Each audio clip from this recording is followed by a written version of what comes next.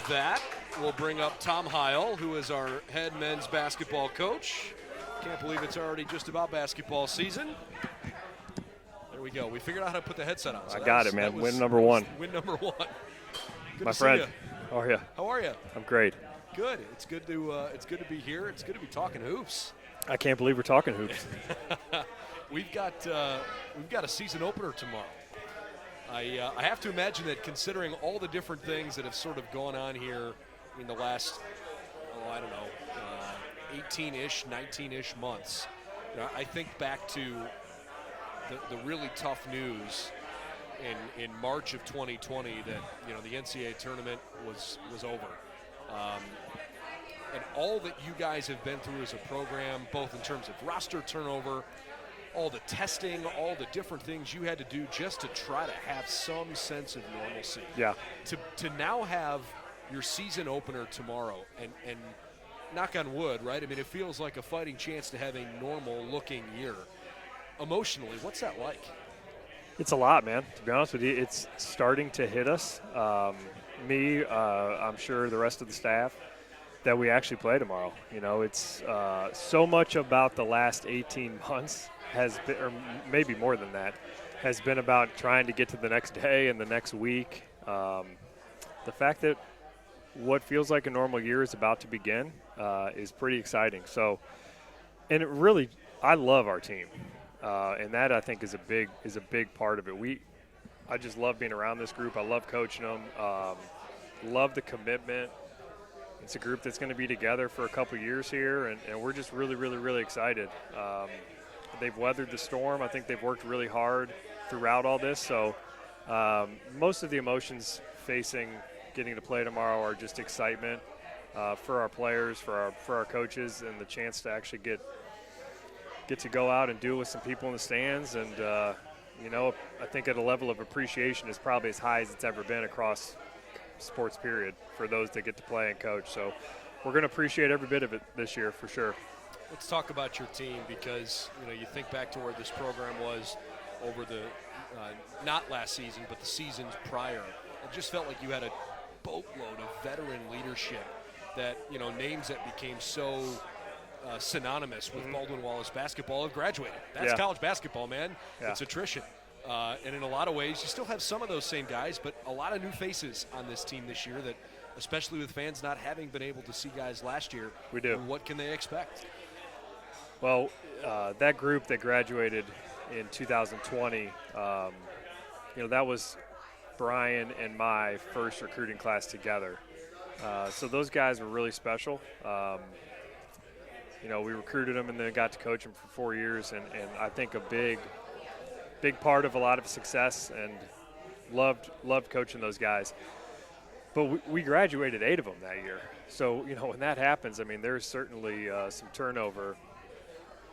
And we're really excited about the group we have now. We've got, I think, great leadership from our seniors and our juniors. Our junior class is a big one. I know we only played 2 years, but we did get – those guys have some experience under their belt. So we're excited, I think, to really grow together over the course of the next, whatever it is, 5 months.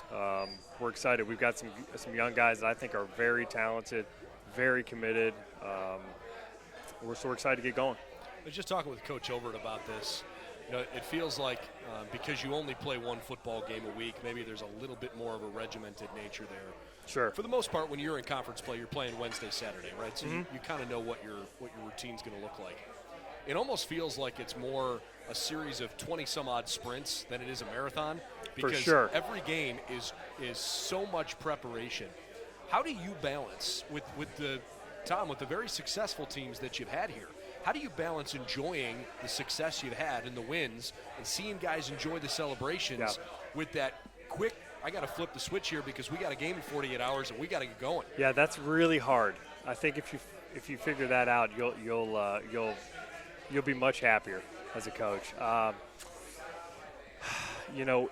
We try to enjoy every moment we have with our team. We enjoy the wins, but as soon as we wake up the next day, we really want to flip the script. We need we need to maniacally focus on the next game and only the next game as players and coaches, or else you feel like you left some in the tank. Every game is so hard to win in our league, as you know. You've covered it. Everybody's good. Road games, when you win a road game, man, it feels like, you just hit the lottery. The secret, I think, is having a mature approach and mature guys, mature players that understand. But it's hard. It's really, really, really hard. And we try not to ride the highs for too long, and we certainly try to flush the lows, when they happen, and know that they're a part of it. And I'm looking forward to some adversity with these guys, man. This is a group that we're excited to experience that stuff together. I think that's how we'll grow, and we've got a group that will embrace it. We have tough kids, I think, from great families and really, really good parents in our program that have raised great kids. And we're excited to go through the roller coaster that is college basketball. And like you said, it's 25 sprints starting, I guess, tomorrow. I have to imagine that there is at least some element in your thought process that, hey, with what we went through last year, nothing adversity-wise is going to rattle us here in 2021. Yeah, COVID obviously ended our season, right. So the last few weeks of, going through that and the contact tracing, and then it basically – ending our year. A lot of stress, man. A lot of stress in that. Coaches, we don't need any more stress in our life, especially those of us that are parents too. So we are looking forward to, and honestly, man, we're really trying to enjoy every day and experience with these guys. And some of these, we have, Shane Zalba is a senior for us, and he's the only guy that has experienced a 100%, regular, normal year of college. Fresh fall semester, spring semester, normal. That's kind of crazy to think about. Yeah. So we're looking forward to being in person, classroom, around each other, trying to get better at basketball and enjoying, I think, each other's company as much as we can because we got a good group. Before we dive into the specifics of your guys, let's talk maybe just for a moment here about the league. You've been around a lot of Division III basketball. You play pretty typically a tough out-of-conference schedule. Yep. So you get a good vibe for, even in the region or out of the region, what it's like to play against other teams.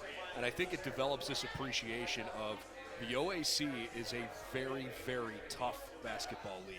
I know a lot of leagues like to say, oh, we play a tough schedule. That's the real deal in this conference. And it doesn't matter if you are – a team in 9th or 10th place, or you're a team that's legitimately, challenging for a league title. As you look at those who are returning, the returning players for Marietta, for Mount Union, for Otterbein, for John Carroll, right on down the line, can you give me an idea of what you think the strength of this league could look like this year? There's the teams, I think, that will be at the top, and this is generally true. I think when you go year to year, experience really matters. And depth really matters in our league. There's a level of attrition that happens in college basketball. You're going to have guys that to play every game and healthy for a player to do that's hard. It's hard to do. There's a lot of luck involved. I think the teams that have the depth, they certainly have a significant advantage. Marietta obviously comes to mind as, I think, being one of the deeper teams probably in the country, and a team that can, is getting a significant amount of preseason hype for all the right reasons. I mean, sure. they're I think as good as anybody will be in the country this year. So that's the case most years at the top of our league. Like you said, it's one of the best leagues in the country. I think the difference is that everybody's good. Regardless of where you finish, if you are not ready to play in this league, you're going to get beat. And the 9th, 10th, 8th place teams beat the top 3 teams every year. It happens all the time. So that depth and experience will be a big deal. I think that's a big deal for us that we got to play 8 games last year. I feel like we're more experienced than we probably are if you look at the age of our team. But that depth piece is a big one. How about a basketball IQ level? Since you talk about the experience, because you've only got one senior on this roster and you've got a lot of juniors that have been through, a crazy stretch here, just innate understanding of the game and of the system you guys are trying to run. How well do you feel like this group embraces all of that? I think it's pretty high. I think the IQ is pretty high. Our guards have played a lot of college basketball, played in big games. Shane Zalba's played in the NCAA tournament. Anthony Mazzio had a major role the minute he stepped on campus. Jake Snyder played in every game as a freshman. And then obviously those guys' roles only, increased last year. I feel that is a strength of our group, is an understanding of their own personal strengths and, more importantly, what their teammates do well. I think that's a really, really big deal for us. We with our youth, lack of ability to practice last year much in the fall at all. We were in 2 pods, as you know, and they couldn't play against each other. And I think we've grown a ton defensively and on the glass. We physically have matured. So I'm excited, man. Those guys are experienced enough and ready for the 25-game full college basketball experience in the roles that they were in last year. How about Anthony Mazzio in particular? Where is Anthony taking a step forward in his game? He's way better. I mean, he's way better. He had a great summer, number one. He can score the ball. I mean, I think that's honestly something he's always been able to do. His growth, Brendan, man, is he's grown a ton, I think, as a leader. I think he's grown a ton as a playmaker, as a passer and playmaker, and a guy that makes everybody around him better. He's consistently making the right play. When he drives the ball, that is a huge, huge deal for us. And the way that we want to play offensively, and then defensively, he is very engaged in trying to be the best defender and rebounder he can be. And that's a big deal for our growth as a team. We need that from everybody. And I think he's embodied that to really every day that we've practiced this year, every day that we've had a chance to scrimmage or be together. He's embodied that. He's really, really, really made some strides, and he's a winner. I mean, that kid's a winner, and he's a guy that we can count on. And I'm really excited to watch his growth as a leader and as a basketball player. I want to ask you about the sort of the local flavor of your team, because again this year it feels like the majority of your roster are guys that maybe grew up within an hour of campus. One, I think it has to speak to the quality of high school basketball in this area that you're consistently finding good kids from around here. But two, I know how involved you like to have the players' families be a part of this program, that you don't want it to just be, hey, come show up at the game and then we'll see you next time. Can you give me an idea as you go into this season of the family atmosphere that you think this team in particular has created? Yeah, so it's been really fun. Our guys got to play in Summer League this year, a lot of them together. And, we didn't realize that a lot of the parents hadn't even met each other in person. Yeah. They watched the guys on the computer and TV last year, but they never really met in person. And I think that was a really fun thing to see happen. And then we have our inter-squad scrimmage where everybody kind of comes, and we have a little get-together after. And that was our first real taste, I think, of we have great families. And a lot of them are local, and a lot of them knew each other, I think, before BW. But if we have to go outside of an hour to go recruit good players, we're probably not looking hard enough. I mean, I think Northeast Ohio basketball is as good as there is in the region, in the Midwest. Great coaches, really, really, really good high school football, high school basketball, high school wrestling, high school baseball. I mean, you go down the list. It is as good a high school sports as there is. So we're fortunate, I think, to be able to have a great location and to be able to recruit Northeast Ohio guys and Northeast Ohio families. I think we got some great people in our program, and that's because they have great families. So it makes our life a lot easier, enjoying being around these guys every day. I bet. The stress of coaching and winning and losing is a lot easier to take. Obviously, your team has been known to be a really good perimeter shooting team. You like to get guys that can stretch the floor, play with pace, and stroke it. How do you feel about the size of your team this year? We have Christian Pfeiffer, who is a sophomore now and played, if you watched us at all last year, was our starting big, our starting 5-man. Last year as a freshman. He's pretty special. He's pretty special. He has grown and gotten better. This year's been really fun to watch him. Every day he's gotten better. I mean, day to day, practice to practice, I've seen it, the improvement. Brian Schmidt has done an unbelievable job with him, and he spends a lot of time with our big guys. He's pretty special. He's all, every bit of 6'8". He's very long. He's very athletic, and I don't know that I've ever coached a guy that has the ability to affect shots around the basket, that can also run, that can finish above the rim like he can. So from a size standpoint, he's special. He's pretty special athletically and the things he can do. Drew Wennis, who started for us at the 4 last year as a freshman, is a pretty special player. He's really a guard. He's really a 6'5" guard. He's made, I think, great strides wanting to become a better rebounder, and I think he will become a better rebounder. I think that's a big deal for our growth as a team this year. And then we've got a good number of 6'5", 6'6" guys that are capable of helping us that will come off the bench. Rob Watson, who played a little bit last year as a freshman, he's a totally different player this year, and he's had a great preseason. We're really, really excited for him. His role has become bigger and bigger and bigger the last 3.5, 4 weeks of practice. Jack Simmons is a guy that has been he was hurt early this year with an ankle. As he's gotten healthy, he had a pretty major role last year. So, after Christian, we're probably not the biggest team on paper, but I think we've got a lot of skill, and I think we've got athletes that can go rebound the ball, and we're excited to watch those guys grow. 2 more for you. The first is about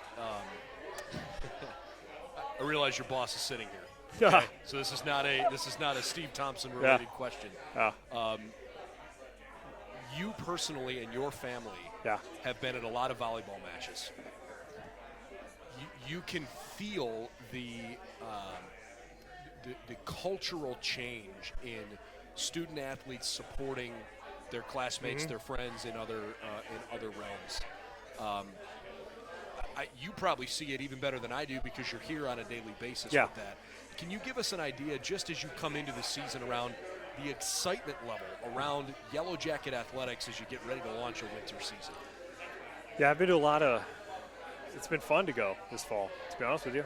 I missed that. Yeah. There's a palpable, buzz, I think. I'm sure COVID had something to do with it. Kids not being able to be kids much across the world, know. And I think there's an excitement, I think an appreciation. And what we try to instill with our players, it is sometimes you feel like you are in a vacuum. It is so much focus on us getting better every single day, right? And we want our players to be focused on that. But we also want them to understand they're a part of a great place and a great athletic department. And all those kids on other teams are going through the same thing. They're in the same vacuum. They're going through the same prep and putting in the same work. We want them to be a part of those journeys and be at supporting their fellow athletes and be at the volleyball games and the soccer games in the fall. And, I think there's been some great football crowds, man. That's one of my favorite things to do on a Saturday is go out there with my family. And, my little guy's got an autographed poster thanks to Steve, from the Marietta game where a bunch of guys were signing it for him. And, he thinks those guys are the Browns. Might as well be Nick Chubb signing it for him. So that is the best part about BW. I think that's a big deal within our athletic department. The support is real. And some of my best friends in the world are other coaches here. We lean on each other. When I say daily, I mean daily. It's fun to watch the coaches that are in season versus the coaches that are out of season. The out of season coaches, I think, like helping to keep some perspective and being there for that stuff. But the crowds have been awesome this fall. We have, I think, a real genuine group of people that want these kids to have a great experience here at BW, and we want each other. We want our players and coaches to support everybody. And I think the better job we do with that, the more fun we're going to have. I'm not sure you could give me a better answer to the last question I was going to ask you about why BW is such a special place to you. You've obviously hit on a lot of that, but I think anybody that has spent any amount of time around you knows that you are 100% locked and loaded on where your feet are right now. And it's one of the things I most admire about you. Thank you, man. And about the program that you've built.